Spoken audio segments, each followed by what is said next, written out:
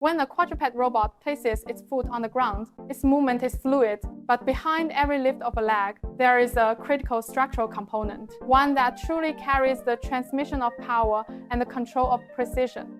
The core system of a quadruped robot can be divided into three categories: the joint actuation system, the body structure system, and the sensor and the control system. Among them, the joint actuator is a key node connecting motion to structure. It demands a tricky dimensional tolerance and extremely tight fit requirements. At WayKen, we specialize in high-precision component machining. With the trust of our clients, we undertook the batch production of the front leg joint actuator housing for a quadruped robot. The housing measures 103 x 103 x 52 millimeters.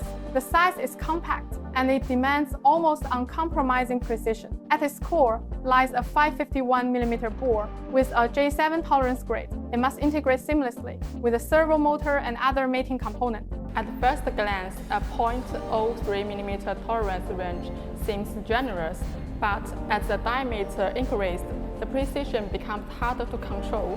If it's just an 8mm hole, such a tolerance might barely matter, but at 51mm, the roundness can be easily affected by the structural deformation and the material removal.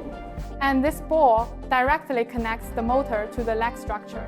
Its precision influences output torque and ultimately the working performance of the entire quadruped robot.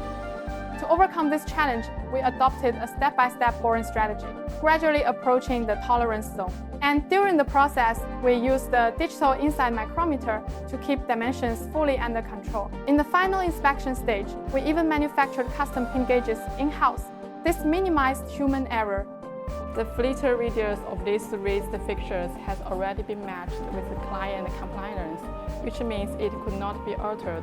If we use a small cutter directly, it would be inefficient, because with the internal cavity depth of nearly 14mm, a radius 3 cutter will face limited machining depths and also increasing machining difficulty.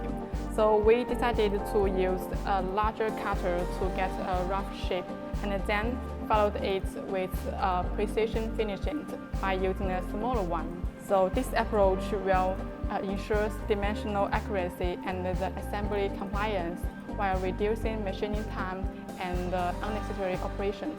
In small batch production, efficiency must be considered because it directly affects time and cost. For this housing, we completed 2 machining processes on a single machine.